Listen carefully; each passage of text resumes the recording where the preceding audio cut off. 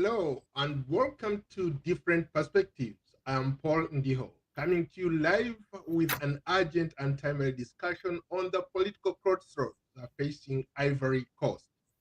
This weekend, the Ivorians went to the polls in a tightly controlled election where President Alassane Ouattara, now 83 years old, is seeking a controversial fourth term in office. Key opposition figures were barred from the race, protesters were crushed, and many voters stayed at home in protest. Now the ballots are being counted, but many observers are already asking why, whether this was really an election or just one of those selections. To unpack what's at stake, I'm joined by a returning guest and friend of this program, Dr. Nyaka Lagoke, an associate professor of history, philosophy, and religion at Lincoln University in Pennsylvania, and a respected voice on the Ivorian and African politics. Dr. Lagoke has been sounding the alarm for many, many years about what he calls constitutional coups, especially in West Africa, and the erosion of democratic norms in that region. Dr. Nyaka Lagoke, welcome back to Different Perspectives. Okay, thank you very much, Paul, for having me this morning. It's always a pleasure to have you on, my friend. Yeah, it's also the pleasure is mine also. Well, let's get into it. Let's start by you maybe setting the stage. I'm sure you've been talking to a lot of people who voted and who did not vote. So tell us what you are gathering on the ground and where the country heads after the polls are counted. Oh, but I think that everyone knows what is happening there. The two main important opposition leaders, the former president Gbagbo Laurent, who was taken to the Hague, who was acquitted, is back in Ivory Coast, and then he could not run for president. And then Tidjane Thiam, who is the grandson of the first president of Ivory Coast, Félix Houphouët-Boigny. So Tidjane Thiam now is the head of the party created by his grandfather. Mr. Ouattara's institutions decided that he should not be running. So two heavyweights who were excluded from the electoral process. And then they initially wanted to somehow take to the streets based on what I heard, what I observed. And then eventually they could not, and people were crushed, and some people were killed. And the election took place yesterday. Many of the supporters of the ones that I just mentioned stayed at home. I did not want to go and vote. And some who represents some minority constituencies decided to go to the elections, and then some people went out to vote. Most of the people who voted surely were Alassane Ouattara supporters and who were hoping to see him accept to run for the fourth term. So based on what I heard this morning, what I read since yesterday, there were some ballots, the people destroyed in some regions in Ivory Coast and in the western part of Ivory Coast. Some people were killed. So yes, so this is the reality. Interesting. Is Ouattara's fourth term bid legally valid under the 2016 constitution, or it's just political maneuvering? But of course, it's political maneuvering. So when the new constitution, I would say not the new, but when the constitution of 2016 was drafted, the one who was the head of the commission, uh, and then some other members, they spoke publicly on TV, said that based on what they did, Mr. Ouattara could not run for the third term. This is what I said. And then so they spoke. And then 2020, Mr. Ouattara decided to have his own interpretation of the constitution in order to justify like his third presidential bid. And then which he did. And then people have died. More than 100 people were killed in 2020. So this time again, so no one can say that his fourth presidential term is based on some legal justification. There is no legal justification for that. Not at all. How do you assess the disqualification of opposition leaders like Gbagbo himself, Thiam, and Soro? Was it a legal or strategic kind of thing that those leaders who have been around for a long time do to take out their opponents? Based on the Ivorian law, for somebody to run for president, you have to have your name on the electoral list. So that's the first thing people need to understand. So when Gbagbo was in prison in The Hague, he was tried and condemned in absentia, if I can use that expression. He was in The Hague and he was tried in Ivory Coast. And then when he was acquitted by the International Criminal Court, Ouattara's legal system thinks that Gbagbo should be convicted for what they called economic holdup. In other words, when they were putting all the sanctions against Gbagbo in 2010, 2011, Gbagbo somehow nationalized the Ivorian branch of the West African countries bank. And by doing so, people thought that he did like a holdup. And then this is what they used to condemn him. So his name was removed from the electoral list and he cannot even run for president. This is what Ouattara did. In the case of Soro Guillaume, Soro was accused of attempting to do a coup d'etat against Ouattara. And then he fled, he's in exile. Same thing, the same methodology was applied to him. His name is not on the electoral list, and then he cannot run for president. Tidjane Thiam, for him it is about his citizenship or his nationality. Okay, we grew up in Ivory Coast. We knew that Tidjane Thiam's father came from Senegal. That's why he's called Thiam. But we saw him in Ivory Coast as the grandson of the first president of Ivory Coast, Fort Boigny. And then we knew that his mother was Ivorian. And according to the law in Ivory Coast, if you have one parent who is an Ivorian, then you are an Ivorian. So Tidjane Thiam, we grew up, I would say, together because we belong to the same generation, and we knew that he has always been Ivorian. But now what we heard is that when he went to Europe to work in those financial institutions, he took the citizenship of France, and then he had kept it for a very, very long time. And then when he was hoping to run for president, when he put his name on the electoral list, he had not renounced prior to that to his French citizenship. So it was a technicality. They knocked him out on a technicality. On a technicality. Okay. But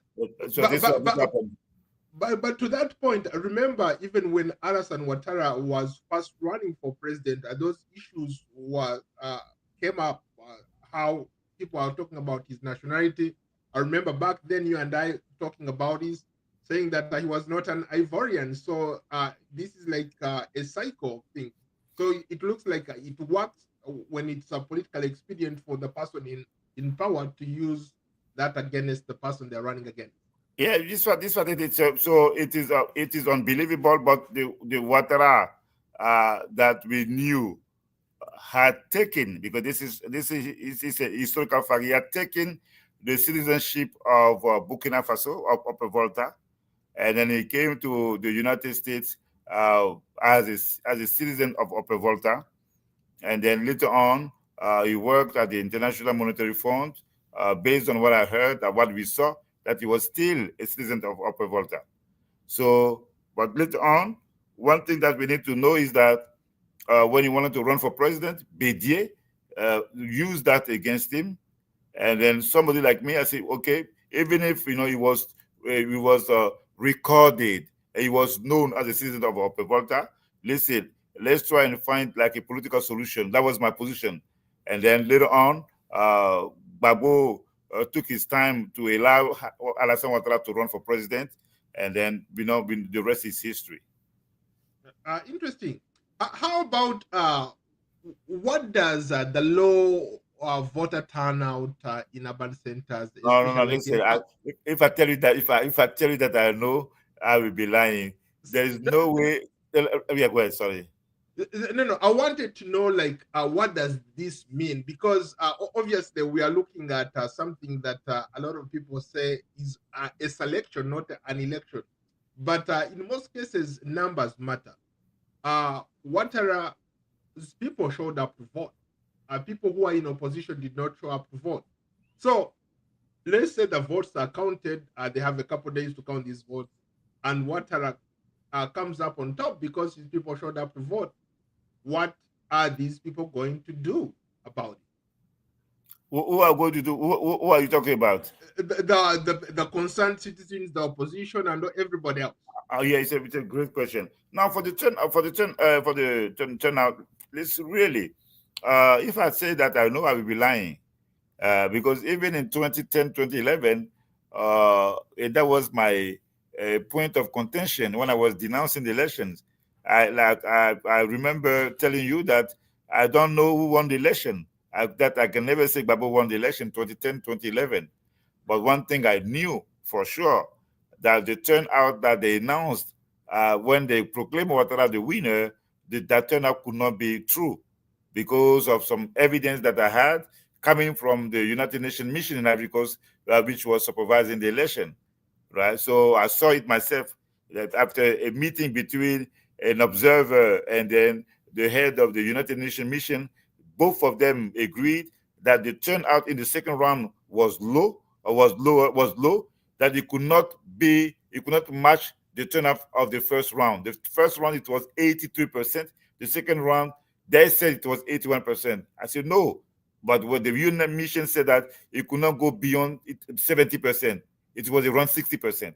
Back then already, they fixed it, the turnout of the election. So that was my point of contention when I was debating. Now that Mr. Ouattara is controlling the Electoral Commission, and then the opposition is not represented in that Electoral Commission the way it should, and then those who decide to run, who don't have some how can I say that, those who can represent them, like in those voting places. So definitely, You mean like agents are representing? Yeah, agents. They don't have enough because you need some thousands of people. They don't have that. Or even if you have some, you cannot claim to have them across the entire country. It's not possible. So Mr. Ouattara's people, they can say anything. They can write any turnout that they want. But we know that Gbagbo is still popular, and we know that Tidjane Thiam is popular, and we know that those two together basically will be at least 40% of the population, of the electoral population. Since you are a history professor, let me bring in something into the context here. I remember Joseph Stalin back in the day, who came up with a phrase to say that it doesn't matter how many people show up to vote, but what matters is who counts and controls the voting process, right? Yeah. Right? You remember that. So in the context of Ivory Coast, you alluded earlier to the body that is in charge of arranging these elections, announcing the results, is handpicked by Ouattara. What expectations are there, since we know that this body really serves at the interest of President Alassane Ouattara? Yes, like I said, there's no. I know that there was a serious debate in Ivory Coast about whether or not people should go to the elections, the opposition, or they should boycott the election. That was the debate. And there are some who say, no, we're tired of boycotting the election. It never served, the purpose. It never served the interests of those who want to boycott. So let's go to the election anyway. Some other people say, you know what? So what is the point? You go there. First of all, the opposition was not prepared.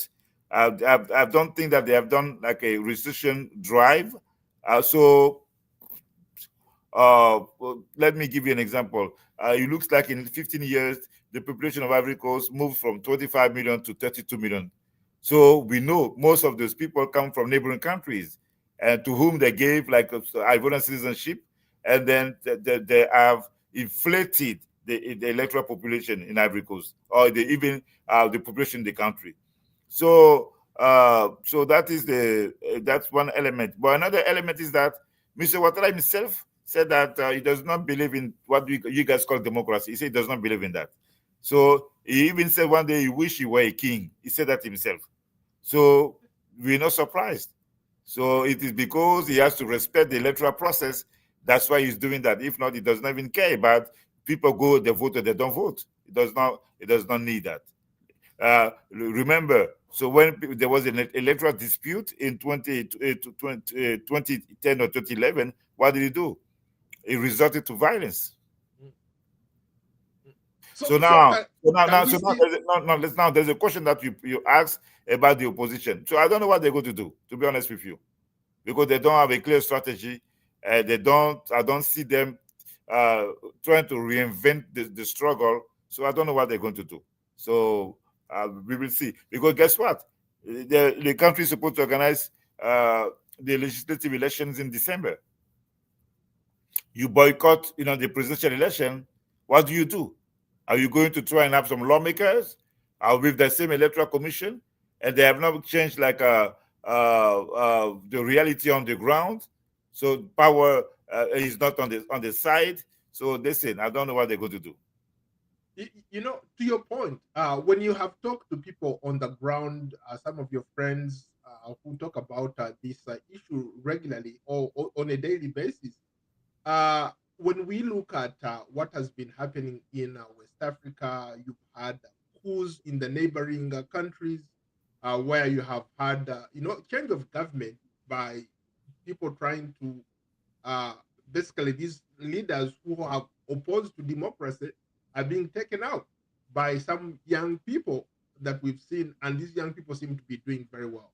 Now, in the case of Ivory Coast, can a process that has barred all the major political opposition figures from participating in this election be considered a democratic process? Like I missed your question. Can you say that again? So, okay, can this process that Ivory Coast just underwent, the election, campaigning, elections, people voted yesterday, but the majority of the people were bad, like the politicians that you talked about were bad from really participating in this process. So could this be considered as a democratic process? Help me understand that.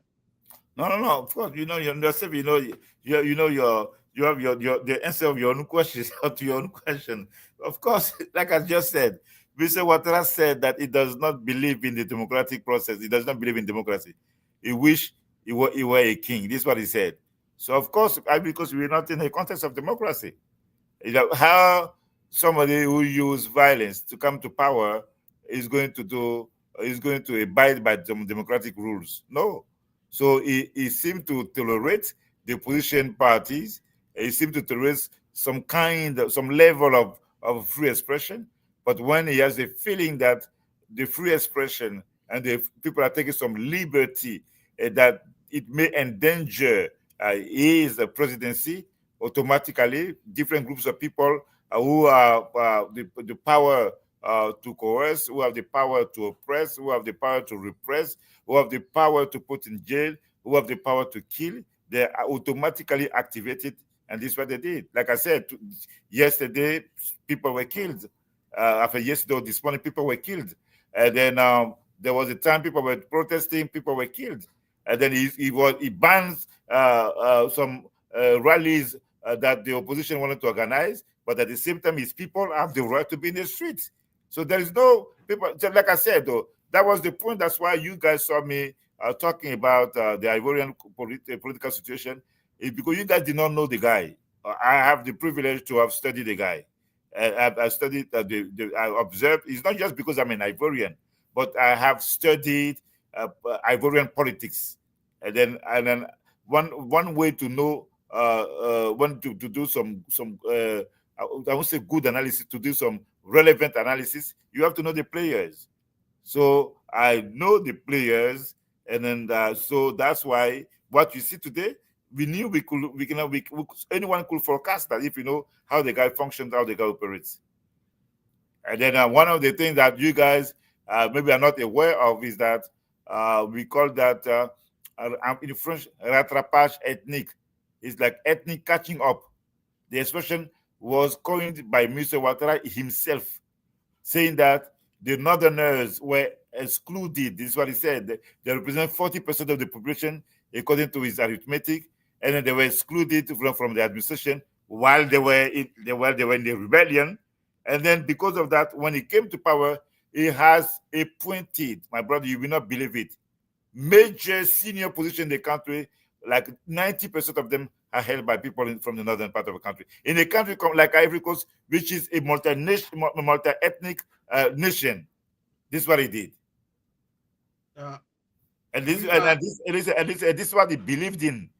And right. Because when you guys were talking about Ivarité, the people around him, they were thinking about the Charter of the Northerners. And I've spoken about that in my book, the Charter of the Northerners. So in 1990, there were two conflicting ideologies, ethnocentric ideologies, Ivarité on one side, and then the Charter of the Northerners on the other side. So now he's in power and he's been implementing both of them.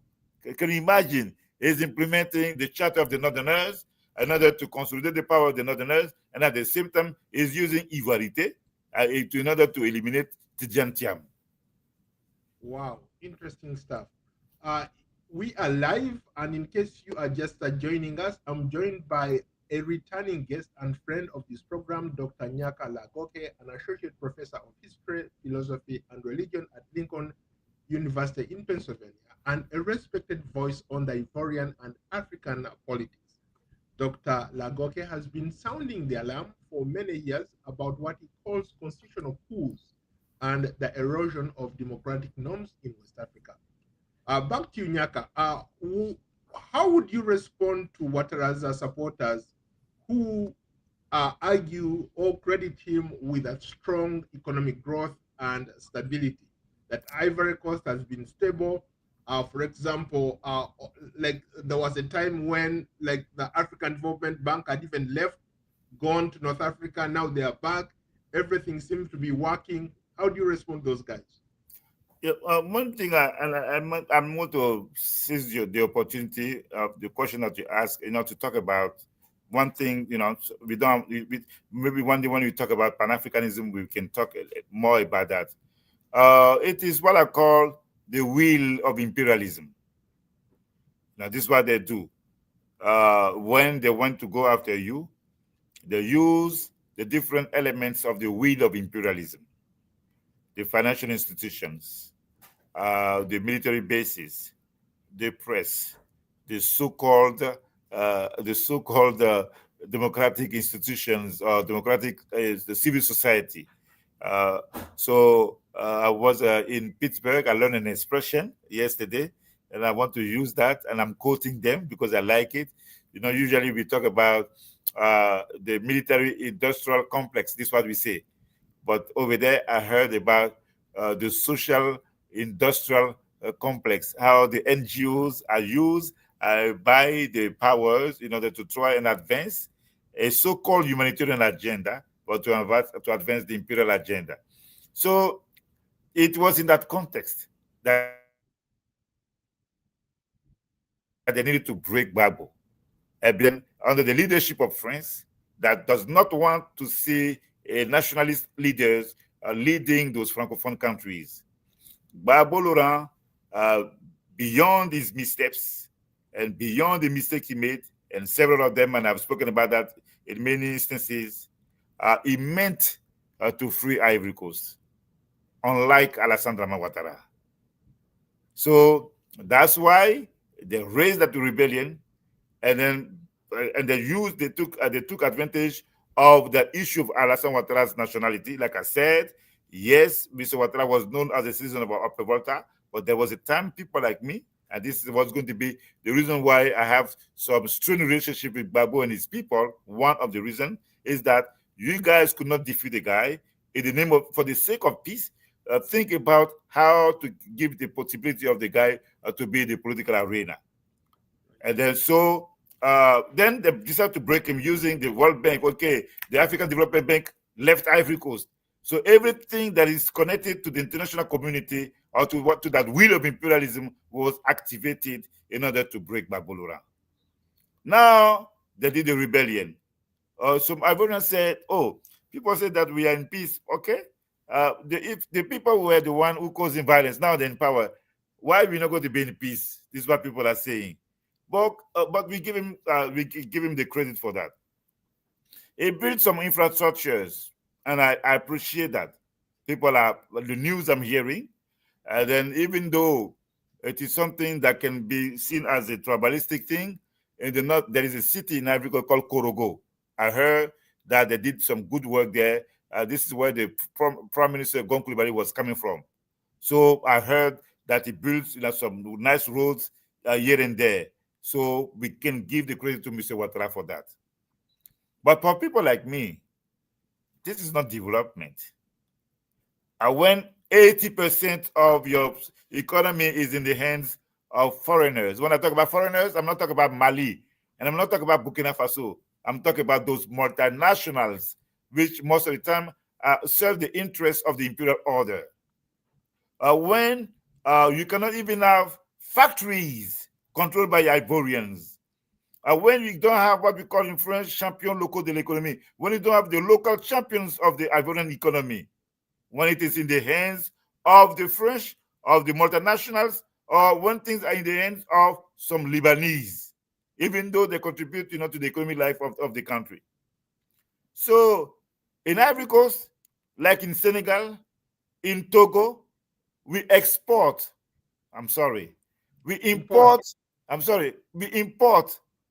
rice that we eat. This, can you imagine? If after 15 years we are still fed by the exterior market, but my friend, this is not development. So that's why when people talk about that, and then if you can talk to Ivorian, you will see there is a few who have almost everything, and the majority of Ivorians they're jobless in that country of Ivory Coast. So this is not development, but people can use that to justify what they did to Ivory Coast, thinking that they brought development. There is no development in Ivory Coast, and then that kind of peace, even the peace that we have, it is not like a strong peace, because if Ouattara is not in power, his people are going to come and do the same thing. If there is no real resistance against the way they see the world. You brought up a very interesting point. I wanted to go back to that. I remember when I was a young kid studying history, the one thing that I remember that kind of ignited my interest in African politics was when they were talking about colonization and assimilation. For example, I grew up in Uganda, which was a British colony. You grew up in Ivory Coast, which was quote unquote, you guys had a different form of colonialism, but instead of colonialism, it was more like assimilation, right? Mm-hmm. So fast forward, the people in the Anglophones who fought hard to get rid of the colonizers, to this day, I could say they're proud to be in control of some of their things, some of the economies, the industries, most of the things are manufactured in those countries. I've been to a lot of West African countries, Anglophonies, right? And I cannot believe that to this day, for example, your currencies are still pegged to your former colonizer, France. Most even paying water bills, like in Ivory Coast where you are, electric bills people pay in France. How is that? How come all these years, almost 60 something years later after independence, nobody has been able to stop that? No, this is what I want to explain. One of the things people, and I agree for I'm going to talk, it's a very important question. One thing that people need to know is that even people like me, or people who care about Africa, like you, many people talk about Africa. My friends, we don't know neocolonialism. We think we know, we don't. We are not doomed in Africa. We are not stupid. Gbagbo is not stupid. Ouattara is not stupid. But the system put into place by the Europeans, it is so strong, so vicious, my brother, that if you go there, you rise to power, and then if you have not taken your time to put together like a real strategy, you are likely not to be defeated and destroyed by that system. Why I'm saying that? When Ghana became independent, March 6, 1957, the Europeans were already having some discussions to put into place the European Economic Community. You understand? And then when they were putting the European Economic Community, which today we call the European Union, France again, was trying to have some negotiation with the members of that community in order for them to accept that in one of the clauses that European community be linked through some economic ties with the colonies, which were about to become independent. So Ivory Coast and many Francophone countries became independent in 1960. But they were already bound to the European community before they became independent. The next step that the French did is that France signed some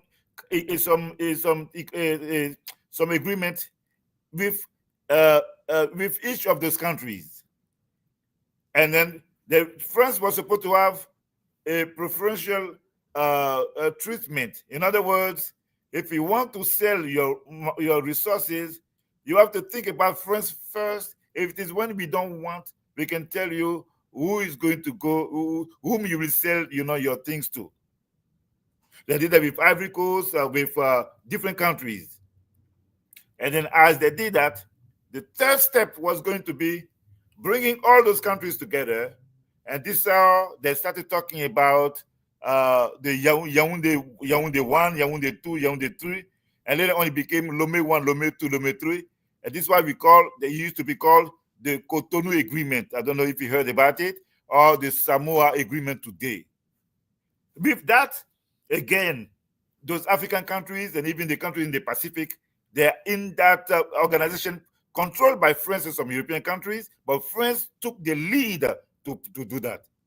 The regional economic integration that we talk about in Africa, when the African countries meet there is another reality, another understanding of the economic integration, which was going to divide further African countries, which was going to break the process of African economic integration on the continent. I just give you those three elements, my friend, and I can give you many other schemes that the Europeans put into place.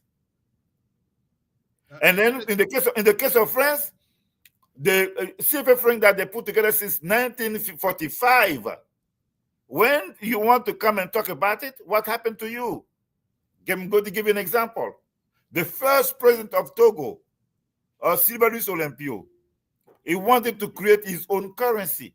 In the meantime, when Sékou Touré said no to the French, Sékou Touré, he had the opportunity to create his own currency. What did they do, the French? They decided to put some counterfeit bills there in order to destroy the currency of Guinea. And in the meantime, they orchestrated a coup d'etat against Sylvanus Olympio. On the eve of a trip he was supposed to take to go to France, in order to sign the agreement with France, he was overthrown and he was killed. The people who replaced him, they said that they were not going to leave the CFA franc anymore.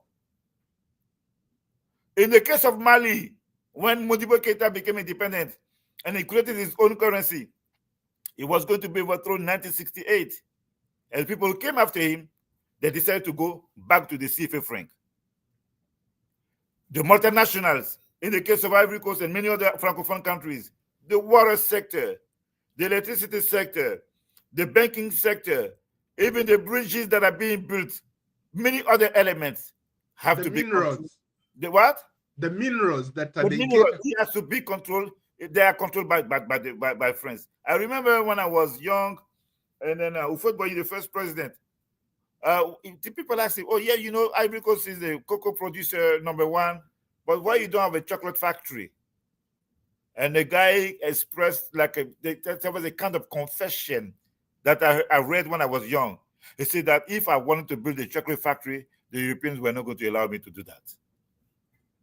And then I'm going to quote Obasanjo, president of Nigeria. And he said one day, when the World Bank comes to you with a development plan, even if you don't want, you cannot say no. So this is the context in which those African leaders are trying to survive, try to preserve the peace of the security of the countries, and at the same time try to do the right thing. So Gbagbo, recently, when he was one of the reasons why they decided to bomb him, it is when he was thinking about creating like an Ivorian currency too. It is part of the conversation. But one of the weaknesses of those African leaders, they don't know how to strategize. They don't know how to come together. And that is the problem that we have. Even because when they are there, instead of rallying people who can think, who can support them, they don't do that. Because they have power, they think that they have arrived. So these are all those elements that the Europeans are using in order to weaken us. So that's something that we need to know. So in my book that I wrote about the International Criminal Court, yes, I spoke about that wheel of imperialism that they've been using to bring Nkrumah, Lumumba, Modibo Keita, Nelson Mandela, Gbagbo Laurent, and this is what they're using today against Ibrahim Traoré from Burkina Faso, or against Assimi Goïta from Mali, or in Niger, with Tchani. So this is what I wanted to say about your question. Yeah, very insightful. I like that answer. Okay, let's go back to what we're talking about. You talked about these multinationals, but let's focus a little bit on France. What's France's role in this election or in legitimizing what a lot of people say is a constitutional coup in Ivory Coast, allowing President Alassane Ouattara to run for the fourth time? But as you know me a little bit, you know, when I talk about things, I like to be honest. So I know that the French did not want Mr. Ouattara to run for the third term. This I knew. And I don't think that they were going to be vocal and support him for the fourth term. Macron himself, he has his own issues in France. But the news that we heard is that Ufotboyi's grandson, Tidjane Thiam, seemed to have like some good connection with Macron. And then we were hearing that they were supporting him to come and run for president in Ivory Coast. So there was a time it looks like it was the preferred choice over Mr. Ouattara. But what the mistake that the French made, and even Tidjane Thiam himself, is that Mr. Ouattara, he has his own game and he has his own rules, which are different from the rules that many people believe in. Right. So he's there. I'm not moving. He's not moving. And then, so what can France do? But they're not going to go and bomb him. They did not want to bomb. There are some people they cannot bomb. But Mr. Ouattara is serving the interest. They have to make a choice between somebody who is already there and who is serving their interest, and somebody who is going to come who may serve them, but not as much as the one who is there. So the choice was not too difficult. So that's why Tidjane Thiam has been so upset. He has the feeling that he's been betrayed by the people who were pushing him to come and run for president. But the game in Ivory Coast is vicious. People die. People are being poisoned.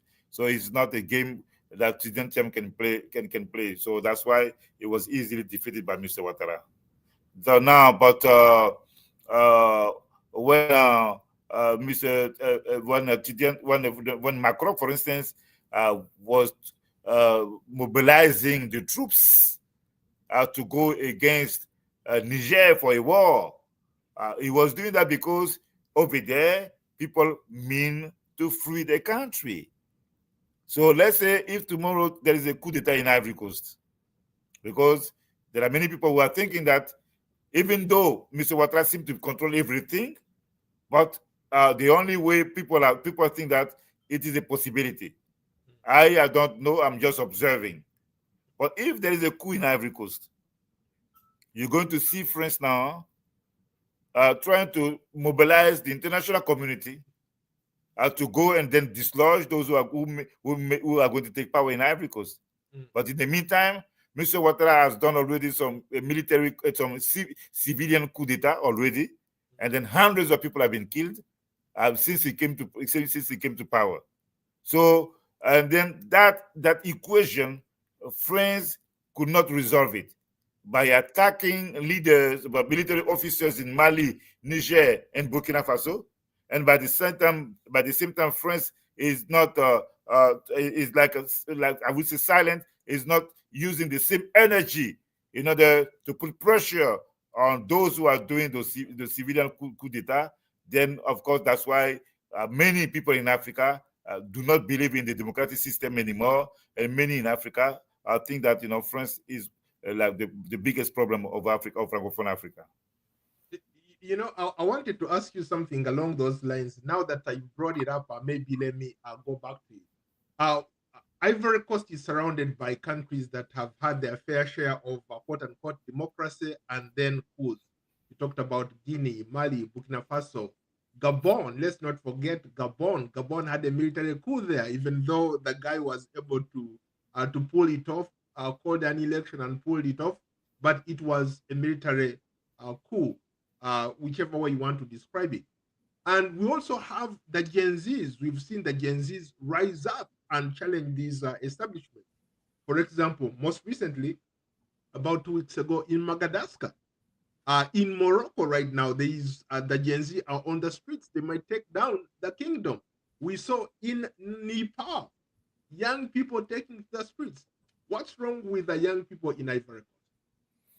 Okay, so I will say, what's wrong with what is wrong with the young people in Rwanda? What is wrong with the young people in Uganda? Good point. So the level of violence in Ivory Coast, it is different, my friend. Because it's not like I'm excusing my fellow citizens. It's not that. I can be here in the United States and talk, those people are weak, they should take to the street. No, I cannot even think like that. Because I know the level of violence that they use to come to power.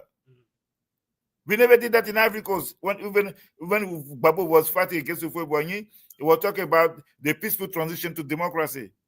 Gbagbo did not want to take raise an army. Couldn't even think about that. They couldn't even think like that. So there was a coup d'etat in 1999.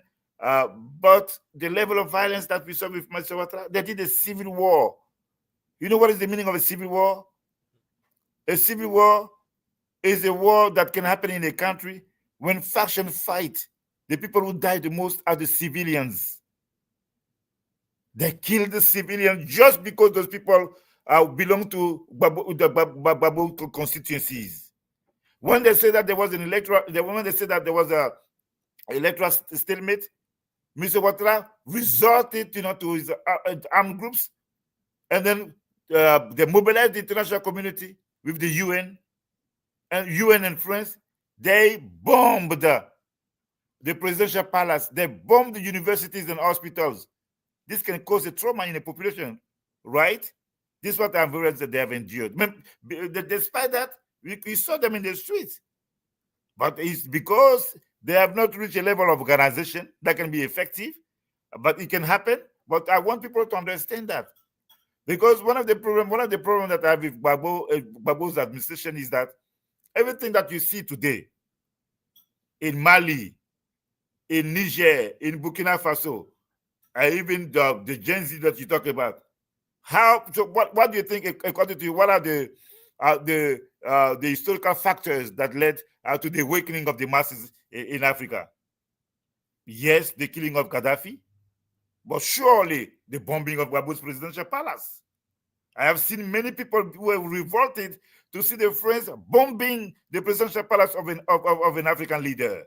They took him out to The Hague. The same way they deported Béhanzin, they deported Samuel Touré, the same way they deported Toussaint Louverture in Haiti, the same way. People saw that. And that's why, because of the knowledge that we have about Pan-Africanism, that's why we knew that that was the sense of history. So Gbagbo's fate contributed, to awaken the masses. And then with the Ouattara's governance, we see that the French were not there in the name of democracy. They were there to advance the neo-colonial agenda. So to end on this issue, I have faith in the destiny of my nation. Everything that you see me doing, it is because I believe that Ivory Coast has a duty, historical duty. And then we don't know how. Listen, in Tunisia, when Ben Ali was overthrown, how did it happen? Somebody set himself on fire. Right. And that was it. That fire was the spark, and it was the spark of some awakening. It was a spark that took the president out of power. Sometimes we don't need to have like a great movement organized the way it happened in Nepal. But for Ivory Coast to return to a multi-party system, we took to the street, my generation. And many people did that. When General Gay wanted to retain power, when he was defeated by Gbagbo asked people to take to the streets, and then they stopped what Gbagbo called the imposture of the general. So we have our share of contribution in the process of the African Revolution. But we don't know what will happen. But let's see. The situation is still explosive. And Ouattara's regime is not so sure, even though they have those thousands of soldiers and they have groups of people who can go and hurt and beat and kill. They are not sure. No one knows the future. That's why people should not be arrogant. Who could believe that the president of Madagascar could leave power? Who could even think about that? Putting on your Pan-Africanist hat, you've always argued that when it comes to these leaders who circumvent their constitutions or the laws of the land to change the rules that favor them, and in some cases come up with a third, fourth term, they should be held to the same account as those leaders who overthrow, using military means, overthrow the government, right? Mm-hmm. Yeah. We've always made that assertion. Now, given the fact that you have a leader like Alassane Ouattara, yes, legally the process was legal, blah, blah, blah, but he took advantage of a weakened system already, and he was able to pull that off. Why can the same argument be made for the African Union or the ECOWAS and other institutions to ban these kinds of leaders from holding office, or they suspend those countries from being part of those organizations once they do that? I think that it's a blessing in disguise. Because what they're doing, they're expressing bad faith.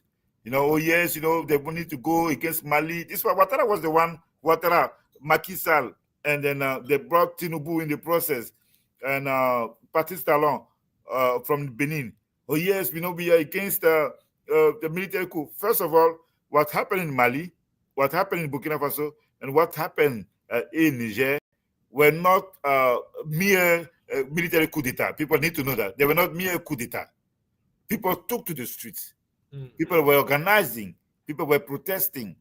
And then eventually, the military had to step in order to take the demands of the people in the street to another level. This happened in Mali, in Niger, in Burkina Faso. I'm not saying that those leaders are doing exactly what the people wanted, but I'm just saying that that is the process. It's the same way of thinking about Rawlings rising to power as a military coup, or Thomas Sankara rising to power as just a military coup is not true. Because when you look at the context, there were people protesting, organizing, and then the military took over. So they don't want, they can talk about the military the way they do, because they are afraid that what what the military did may give some ideas to people in Ivory Coast, in some other parts, like in Benin, and some other parts of Africa. That's why they are so against those military takeover. But and then uh, those who are members of ECOWAS, of the African Union, they are friends. They belong to the same club of leaders. There is no way they're going to hurt themselves, so they cannot say anything. They do everything they can in order to prevent military takeover, and then to justify what they're doing for instance, a greater purpose. Ouattara thinks that he has to be there to bring for stability. In other words, only him can bring stability to Ivory Coast.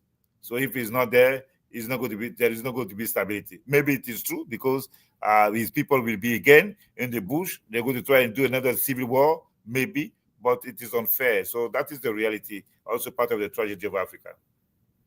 So we are almost running out of time. What happens next? Could we see maybe protests, people who are dissatisfied with this electoral process take to the streets?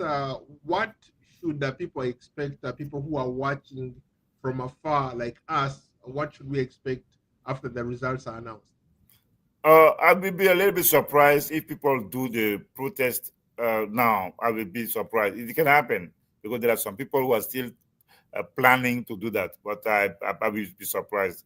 I think that maybe down the line, people may regroup, reorganize, and then to try to do like a better street protest.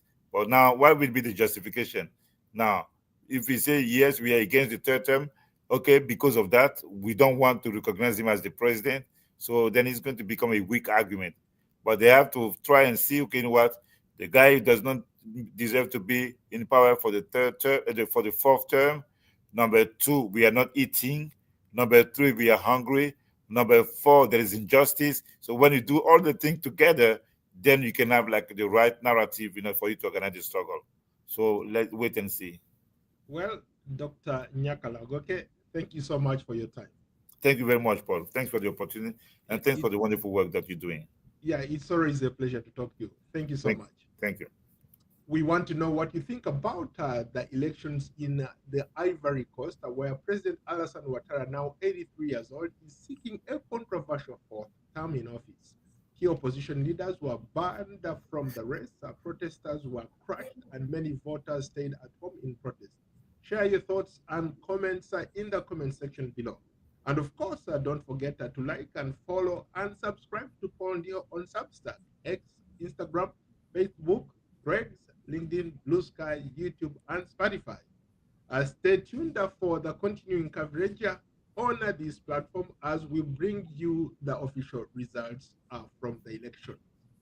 Good night for now. Thank you so much.